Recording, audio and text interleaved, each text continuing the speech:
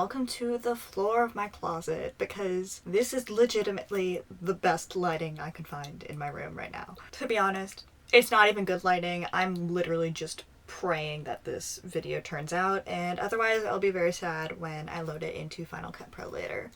So let's cross our fingers and hope for the best. Hi everyone, I'm Maisie, and this is Maisie with a Z, and here we talk a lot about books. I've been pretty behind on my videos lately because I had a very hectic summer with a lot of family issues. I had full-time internship and I was taking a class on top of that. It was a lot. And I was just so tired every day and barely had the energy to read, so also I did not have the energy to make my book videos. And that was sad because I really enjoy making them. So now that my internship's almost over and my class is over, then I'm hoping to spend the last month and a half-ish of my summer making lots of videos and talking about books a lot and reading a lot of books. It's gonna be super fun. So I thought today we would talk about all the books I read in June and July. To be so honest, like again, as I said, I barely read these months. I'm 4 books behind on my reading challenge, which I've never been before. I've always been ahead of my reading challenge. I'm at 70 books out of 125, and that's not good. I want to be ahead. I've also only read 3 of my 24 books for 2024, but that's a separate issue. First, we'll talk about the books I read in June, then the books I read in July. I'll warn you ahead of time, they're almost all contemporary romance. There are a few non-contemporary romance, but that is about all I had the bandwidth for reading these past 2 months. So yeah, we'll just be going through them in whatever order I hit upon them in. Without further ado, let's go ahead and get into it, where the first book that we're going to be talking about is The Perils of Lady Catherine de Bourgh, which is the 3rd book in the Mr. Darcy and Miss Tilney mysteries. This is Jane Austen murder mysteries, where it's basically set in various Jane Austen locations, and it's the daughter of Catherine Morland and Mr. Tilney, and the son of Elizabeth Bennet and Mr. Darcy, and they team up to solve mysteries, and they're low-key in love with each other, and it's great. The first book took place at a dinner party that Emma Woodhouse and Mr. Knightley were throwing, and the second book took place in, like, the Sense and Sensibility town. And this 3rd book took place at Rosings, where Lady Catherine de Bourgh calls them in because Mr. Darcy, the young Mr. Darcy, is her nephew, and he's been solving these mysteries, and she's like, someone is trying to kill me, so come save me.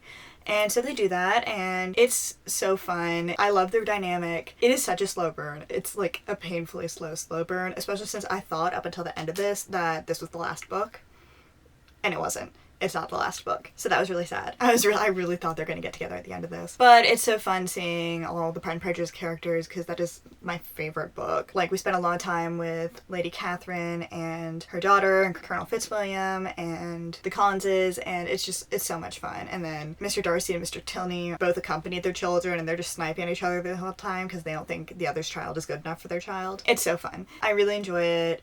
I give it 4 stars, where I found the mystery a little slow at times, and it's 400 pages. I feel like it probably could have been like 50 pages shorter. But overall, I did really enjoy it. I love the dynamic of these 2 main characters, and I really recommend this series if you like Jane Austen, because it's so fun. You get to see Mr. Wickham get murdered in the first book, and that's just good for everybody. That was an e-arc I got, and it came out late June. And yeah, really enjoy it. And then after that, I read Margo Zimmerman Gets the Girl by Brianna Armstrong and Sarah Waxelbaum. This is a sapphic romance between Margo Zimmerman, who's autistic, which is the main reason I read this book, but also I read it because it's a sapphic romance. She basically realizes she's gay, and because she's autistic and, like, tries to, like, model her behavior off other people and whatever, then she tries and gets Abby Solikoff, who's another girl on her swim team, to teach her how to be gay in exchange for tutoring her in APUS history. Their dynamic is so cute, and I really enjoy them. See, I gave it 4.5 out of 5 stars, and I just did that because the first 40 pages or so are so painfully awkward that it was, like, extremely hard to get through. Like, I'm very sensitive to, like, secondhand embarrassment, and I almost DNF'd the book because I was like, I cannot do this. But once I got through that, I really enjoyed it. It's tons of fun, and I love the dynamic between the 2 main characters, and I loved Margo, and I thought it was good autism rep, and I just really enjoyed it. There were points where there's some questionable things said about, like, femme queer girls, but it fixed itself at the end. Like, it ironed itself out. I don't know, I really enjoyed it. Highly recommend. Another arc I read was The Calculation of You and Me by Serena Kaylor. And this is another autism rep book where it's written by the same author as Long Story Short, which I also read an arc of back in 2022, and I really hated it. where I was surprised because I thought I would love it, because it's about this girl who goes to Shakespeare camp, and I love Shakespeare and I love theater camp shenanigans, and it would have been so fun. But I found the autism rep in that really problematic, especially since it wasn't even explicit autism rep. Like, it was, like, you could tell she was autistic, but, like, I don't know. But here, I was genuinely shocked. I did not realize it was by the same author until after I read it. The autism rep is so good in this. Our main character, Marlo, has this little, like, neurodivergent friend group, and I love all of them. This basically follows Marlo was dating the, like, most popular guy in school, and then he dumped her right before summer, and at the start of the school year, she realizes he has no intention of getting back together with her, and she enlists her English partner, who she's seen, like, writing love songs for her band, to help her learn to be more romantic in order to get him back. And of course they end up falling for each other. We all know how this goes. But it's really cute. I love the two protagonists. I loved, like, this book is just like a love letter to romance books. Like, it is so fun. They all get obsessed with reading them and bond over it, and it's so cute. And I just really love it. Like, it's so much fun. This was an easy 5 stars. It was a great time. I really enjoyed it. And then I read Pride and Prejudice and Pittsburgh. And again, I say and then, I don't know what order this is in. But this is by Rachel Lippincott, who wrote The Lucky List, which was one of my favorite reads of last year, and I think almost definitely my favorite YA contemporary romance read. And so I had high expectations for this, especially since it has Pride and Prejudice in the name. But it's just this weird time travel thing where a girl from Pittsburgh gets sent back to Regency, England, and falls for this girl, and I don't know. It is so weird. Like, the entire time I was reading this, I was like, it was just so strange. Like, I liked the Regency girl a lot more than the Pittsburgh girl. But one, I think when you're writing time travel Regency romance, she has some, like, internalized homophobia, and then it just disappears, and I thought that was really weird. And it's just discussed for like 2 seconds, and then they move on. And the time travel plot is resolved really weirdly. I don't even know. It was very strange. If you like time travel books, you'll probably still like it. But it was not for me. And I probably should have guessed that from it being a time travel book. Like, my issue is when it's time travel, but then there's no actual internal logic to any of, like, the sci-fi magic elements, and it just doesn't make sense. It was a weird time. I really can't describe what it was like. Oh, and it was very insta-lovey. There's that. So yeah, strange time. Don't have much more to say. I wish I did. But I do have a lot to say about Wish You Weren't Here by Erin Baldwin, which was an easy 5 stars, and this is summer camp romance. It's following our main character Juliet, who has always been, like, frenemies to kind of enemies with this girl named Priya ever since they were in, like, kindergarten. And every summer Juliet goes to the summer camp, and she really feels like it's, like, the only place where she's actually liked for herself and seen for herself, and it is very much her safe space. And this is her last year, and she's been really looking forward to all the senior traditions. And then when she gets there, she finds that her frenemy, Priya, has shown up for the last summer and ends up in Juliet's cabin. So Juliet's, like, with this girl who she's, like, kind of hated her entire life, and seeing, once again, her friends seem to like her more than they like Juliet, and all those issues, but then she's finding herself realizing as she's forced to spend time with her that, like, oh, she really likes her too. And I just love this kind of rivals to lovers energy. I love the summer camp setting, and in addition to the really cute romance, it's also this really well done depiction of kind of like the heartbreak of an ephemeral community coming to an end, where I also had, like, a summer program that I went to that was the best few weeks of my year every year, and where I felt more myself than anywhere else. And I, like, still viscerally remember the heartbreak of, like, my last year and, like, that coming to a close. And it captures those feelings so well. So in addition to the really cute romance, I think this is just the best possible depiction of that sort of feeling. And I really enjoyed it for that. Yeah, I loved everything about it. It was a super easy 5 stars, and I really recommend it. And then last book I read in June, which I think was actually the first book, I think I've been going through these in reverse order, was Honey Girl by Morgan Rogers. And this was 3.5 stars.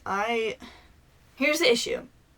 There were some really beautiful quotes in this book, but everything else was a mess. Our main character, Grace, is finishing her PhD, and she goes on this celebratory trip with her friends to Las Vegas and ends up drunk married to a girl she just met. The girl leaves in the middle of the night and they don't acknowledge it. But, like, Grace knows where to find her. And then Grace kind of has, like, a bit of a breakdown, and then she goes to find the girl. and they're kind of trying to make their relationship work, but also Grace is figuring out what she wants out of her life, where she's struggling a lot as like a woman of color trying to break into STEM and facing like discrimination. There are lots of it I really enjoyed. I think there were too many secondary characters in this story that we were all supposed to find important. She has this whole group of friends at home in Portland, and then there's another group of friends she meets in New York when she goes to see her wife. And we're supposed to keep track of all of them, and all of them kind of have different storylines going on, and none of them are really resolved that nicely. There's one of them especially where I was like, that's the ending, you're giving the secondary character, like, his storyline's just completely ignored. And yeah, I just had a lot of problems with it, and it was super like, we're not giving any real reason to care about Grace and her wife's relationship, and I don't know. It was very strange. There's some beautiful quotes, and I thought a lot of Grace's journey about like figuring out what she wants to do in her life and being at this kind of turning point where she's finished school at age 28 or whatever and is now pivoting into actual adulthood and trying to figure out what she's doing. That part was done well. It's just the rest of it that is such a mess that I could not give it any more than 3.5 stars. I think there's a lot of people who could really like this book, and there's a lot of people who could really hate this book, and I came down pretty in the middle. I gave it 3.5 stars. I was like, this was not a terrible experience, but there were a lot of things that could have been better. So yeah, I don't really know what to do with any of that, but that's what I have to say. So yeah, those were the June books. Let's go to July, where I read 8 whole books as opposed to 6. We're doing great. We're moving up in the world. These really aren't in any sort of order. We'll start with Get a Life, Chloe Brown by Talia Hibbert, and this is the first book in the Brown Sisters trilogy, where I had read the 3rd book, Actor Age Eve Brown, back in April for Autism Acceptance Month, and I absolutely adored it. I loved Eve. I loved the protagonist. I loved the cozy inn setting. It was so much fun. Like, I absolutely adored that book and ate it up. It was so good. That was an easy 5 stars.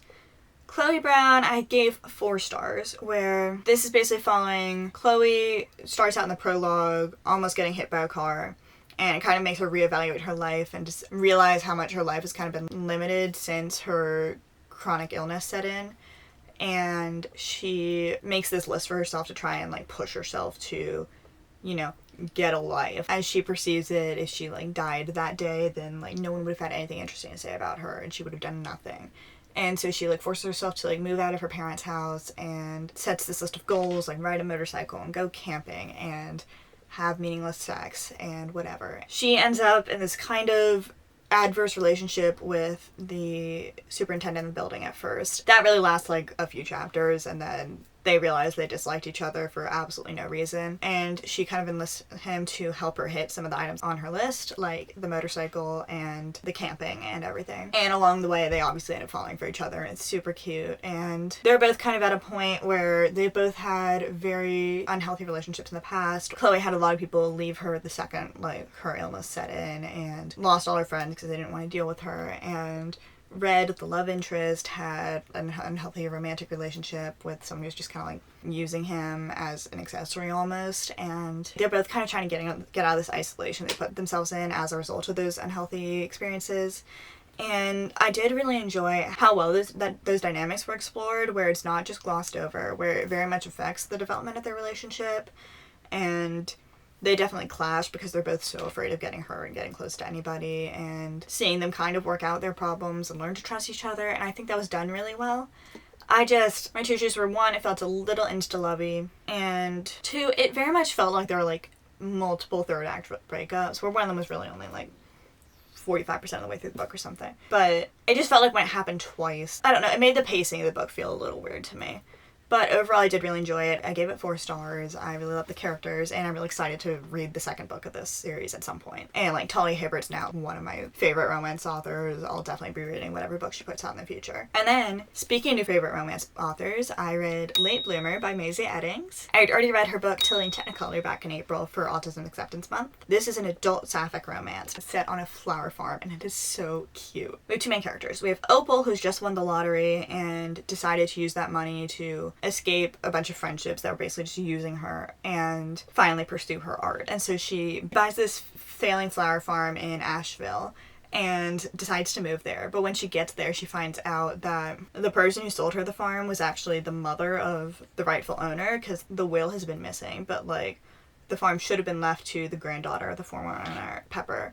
And Pepper's been living there trying to get the farm up, and so basically Opal crashes in and is like, I'm living here, I just bought it, and kind of ruins Pepper's life. But they ended up deciding to just live there together until they sorted out. Pepper was raised by her grandmother because her mother's like kind of a con artist and just like abandoned her. She's desperately trying to save this flower farm because it's all she has left of her grandmother, and they're both neurodivergent, where Pepper's autistic and Opal has not been officially diagnosed with anything, but like she had her psychologist say she definitely has ADHD and or autism, but she just hasn't gotten a diagnosis. They definitely relate a lot in some ways of their neurodivergence, but also they differ in some, and they're so opposite in personality. And I just love them. Like, it was so cute. Like, I did get 4 stars because I would have loved like a little more like cute moments between the two, and I just overall didn't feel like a full 5 stars for me. But I really loved it so much. It's like Chloe Brown, where both of the characters' past experiences with unhealthy relationships and things are definitely influencing the way they are interacting and entering into their relationship. And I think it's just done super well and like actually illustrating the way those things affect the development of the relationship, where like a lot of romance books will have that the characters' hang-ups and issues at the start of the book, but then they'll just like disappear once they develop feelings for each other. And I think both this book and Chloe Brown did a really good job of actually bringing them through and making the character development more realistic and actually affect the relationship. And then we have another 4-star romance book, and that was Happy Place by Emily Henry. This was Emily Henry's 2023 release, I think. It's following basically this engaged couple who have been part of the same friend group since like college. They've broken up, but they haven't told their friends yet, and they've decided to wait until after their annual vacation with their friends. So it's like not to ruin the vacation, especially once they find out it's going to be the last such vacation because their friend's father is selling the vacation house they go to. So they decide not to ruin the week and pretend they're still together. So it's this like forced proximity thing. Meanwhile, there's been like a lot of miscommunication over why the relationship ended. I enjoyed it. It's definitely my least favorite. It is one of my least favorite Emily Henry books. It falls pretty closely with People Who Meet on Vacation, I think. Like, I enjoyed it. I liked the dynamic between the two. I did not enjoy the back and forth timelines where it's going between the present and scenes from, like, the past in their group's friendship and the two of them's relationship. I just didn't like that. I don't think that was necessary for this book, and I didn't enjoy it that much. Honestly, I'm torn because I both wish there had been more attention paid to the friendship dynamics, because that was simultaneously a really important part of the story and kind of glossed over at parts. But I also wish there had been more cute moments between the couple. I wish it had a little more of like the typical romance rather than just the angst over our main female character not knowing why her fiance broke it off. I enjoyed it. There were very cute moments. There were very funny moments, and I really like friendship-focused stories, which I think this did do a good job of. But it definitely felt to me like one of Emily Henry's messier books. It definitely didn't feel very rom-com-y. Like, it did not feel, to me, much like Emily Henry's other books. Mixed feelings about Happy Place, but I give it 4 stars. And then we have The Romantic Agenda by Claire Can. And my issue for this is I did not look at the other books the author has written, where she had also written Let's Talk About Love, which I read back in 2020, I think, and I read it because I had Biromantic, Ace Rep, and I'd never seen that before in a book, and I was like, I need to read that. And I just did not. I hated the protagonist so much. And I just find Can's writing style so odd. Especially in this one, it feels like she should have been writing in first person, but instead chose to write in third, just because like maybe someone told her to write in third. I don't know. But it is so strange to read. Like, I truly just don't know what's going on. It is so odd. But this basically follows our main character, Joy, who is Ace, and she's been in love with her best friend Malcolm, who's also Ace since college, and they're now 30. And they have this very extremely codependent friendship. Joy has never dated anyone because she's been in love with Malcolm. And Malcolm's dated a ton of people, but they always break up with him because he is obsessed with his best friend. And then Malcolm is dating this new girl named Summer and convinces Joy to come on vacation with them because Summer is bringing her friend Fox. So they go on the vacation, and it is so, like, Joy and Malcolm's friendship is so unhealthy. Joy is a pretty unlikable and selfish character. Malcolm's an extremely unlikable character. We're not given any reason to understand why Joy's been in love with him for 12 years, because he is horrible. Fox, which is the actual love interest of the story, is the most likable character, but he doesn't really have that much going on. He's just better than the rest of them. And then Summer, who's Malcolm's love interest, is, again, just kind of like, she's fine. She's just not great. Like, we don't really see enough of her actual personality to establish any sort of opinion on her. And it's just so insta-lovey, where Joy gets over being in love with her best friend for 12 years and falls for Fox in a single weekend. The unhealthy dynamic between Joy and Malcolm is kind of addressed, but never really resolved or anything, or decided to change. I don't know, it is such a weird book. I don't even know what's going on. Like, there's also Petty and Terrible. I gave it 3 stars for having ace rep. I could almost forgive some of the plot messiness and character messiness if it were decently written, but it's not decently written. Almost all the humor is based on that sort of like oral wordplay humor that just doesn't work when you're reading it. There are multiple times I had to like read aloud an exchange multiple times to understand why the characters thought it was so hilarious. That was just a really weird choice to make the centerpiece of the humor in your book and of like your protagonist's conversational style. And the writing is so immature and weird. I don't even know. I don't like it. It was not great. I probably should have given it 2.5 stars, but again, I gave it 3 stars for ace rep. And I liked it better than the first book of hers I read. But overall, cannot recommend The Romantic Agenda that much, unfortunately. And then we have a reread, which is You Have a Match by Emma Lord. And this was so disappointing because You Have a Match was one of my favorite books of 2021. I absolutely adored it. It's what made me fall in love with Emma Lord as a writer, where she's like one of my favorite YA contemporary authors. I adore her, and I remember absolutely loving You Have a Match. And then I reread it on audiobook and just did not hit the same. I need to change my rating to 4 stars, and that is so disappointing because, again, I loved this book. And I was rereading it to try and get me, like, back into reading because I'd been feeling so unmotivated to read. And the romance did not hit as much as I hoped it would. It's following our main character, Abby, who signs up for a DNA service because her best friend, who she's had a crush on for ages, is adopted from the Philippines, and he's trying to find any biological relatives of his. So she does a DNA test with him, and she finds out she has an older sister who's, like, fully biologically her sister, like, has the same pair of parents. And basically the two of them decide to do, like, a reverse parent trap, where they decide to go to the same summer camp in order to try and figure out what caused their parents to never speak to each other, because they realized from like photos and stuff that their parents were friends before the adoption. It's not like it was just like a closed adoption or anything. And meanwhile, Leo, Abby's best friend, also goes to that camp, and they end up realizing their feelings for each other and whatever. And I loved this book so much, and I still really love it, but it's not 5-star material for me anymore, I don't think, which is really tragic. So I'm probably going to change my rating to 4.5 stars just to average the two. Then we have Exes and Foes by Amanda Woody. This is basically following Emma and Caleb, who were best friends up through, like, I want to say the start of high school, and then things broke up very suddenly, and now they're just avoiding each other as much as possible. When they both get feelings for the same new girl at school, Juliet, and she keeps inviting them both to spend time with her and, like, trying to be friends with both of them, so they end up spending a lot of time together. They decide that just whoever Juliet kisses first will, like, win, and the other will gracefully bow to the competition. But along the way, of course, they're, like, remembering their crushes on each other before their friendship broke off and developing feelings for each other. It's like, I really liked their dynamic and their friendship. I just wish Juliet hadn't been there, because I think it complicated things a lot, and I don't know. 1, we're never given much of a reason why they like her that much. 2, the author tries at the end to give her her own character arc and everything, but, like, it doesn't work that well, and should have been written in more. And honestly, she literally just exists as a catalyst for the two of them to get together. I think she shouldn't have been there because she's not treated as a full character, really. And again, the author tries to act at the end like they treated her like full character, but they really didn't. So I didn't give this a rating yet. I think I'm gonna give it probably 3.5 stars. The romance and dynamic between the two protagonists is really cute and really good. I would probably give it 4.5. But the weird treatment of Juliet's character, where I can't talk about what happens with her later but without spoiling the book, but the very weird treatment of her means that, like, I would probably have given the book like 3 stars. So I'm probably gonna average it out with 3.5. I enjoyed it. The romance is really cute, but it is so weird to have this third extremely important secondary character who's like in almost every scene,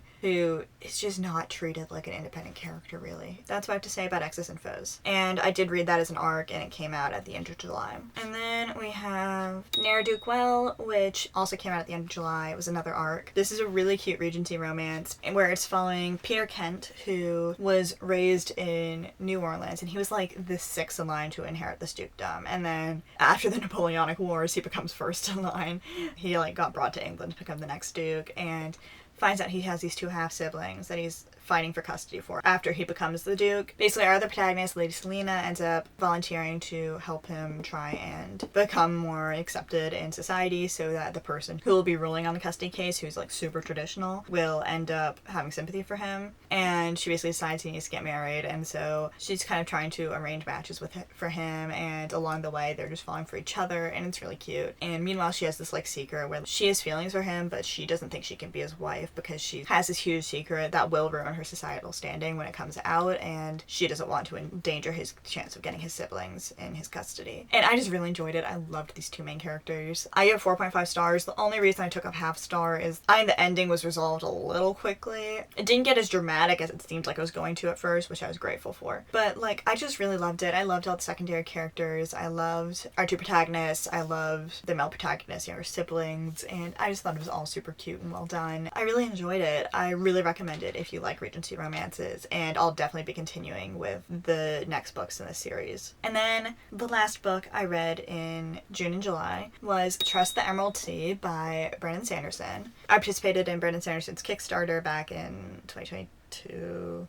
Maybe 2021. I don't remember. But because of that, I got his 4 secret project books. The first is Tress the Emerald Sea. This was so lovely in a way I really wasn't expecting, where it's following our protagonist Tress, who's this perfectly ordinary girl. She's in love with the heir to like the nobility that's ruling her island. They're in love with each other, and his father's trying to like sell him off to trying to find him like a bride elsewhere because he thinks Tress isn't good enough for him. But he like promises Tress he'll come back. His father ends up letting him get captured by the Enchantress, who's this evil force on the planet. And she's holding him for ransom, and no one's going to pay the ransom. So Tress decides to do it herself because she realizes no one else is going to do it. And so she sets off on this journey where she falls in with pirates, and it's so lovely, and the world building is so interesting, where it's set on this planet where instead of oceans made of water, they have seas made of these like spores that act like water, but also when they're exposed to water, then they have different properties. So like some of them turn into plants when they're exposed to water, and others turn into like crystal. It's a whole thing. But like that's the magic system of it. It's fundamentally just this lovely story about heroism out of necessity and ordinary people becoming extraordinary because they choose to do what no one else is going to do. And I don't know, I don't think I can really articulate my thoughts about it yet. It very much has like a fairy tale type atmosphere and rhythm to it, and I love all the characters. Sanderson basically said he was inspired to write this after watching The Princess Bride with his wife during the pandemic, and she was kind of like, what if Buttercup had sought out to save Wesley instead of waiting around for him to come back? I mean, it doesn't really share anything with The Princess Bride other than like, it shares a similar sense of humor almost, and a similar almost fairy tale logic to it, and it's so good. Like, Brandon Sanderson is so talented, and I love Tress so much. I love all the side characters so much, and it's just a really good book that like I know I will return to and reread because it's so good. And yeah, it was an easy 5 stars. I absolutely loved it. Where this is the first fantasy book I've read in a really long time, and it was absolutely wonderful. You don't have to have read the other Cosmere novels to read this, where I've only read the first Mistborn book, and like there definitely are references to other points in the Cosmere, where like there's definitely characters who I know are in other books, but everything is I think established enough that you don't have to read it, as long as you know it's set within a universe of like interconnected like planets and magic systems and such. But like everything's really well explained and laid out. Like you don't have to have read anything else in order to read it. And yeah, I really loved it. It was gorgeous. Can't say that enough. So yeah, those are all the books I read in June and July. I'm hoping from now on I don't have to do any more combined reading wrap-ups for the rest of the year because I don't enjoy doing them. I like talking about them each month instead of having to remember what I read at the start of June. But yeah, I hope you enjoyed this video. If you're still here, I really appreciate it, and please consider liking, commenting, and subscribing if you want to see more of my videos. You can find me on Goodreads, Instagram, Storygraph, and my blog at the links in the description. And yeah, I really appreciate you sticking around, and I'll see you later.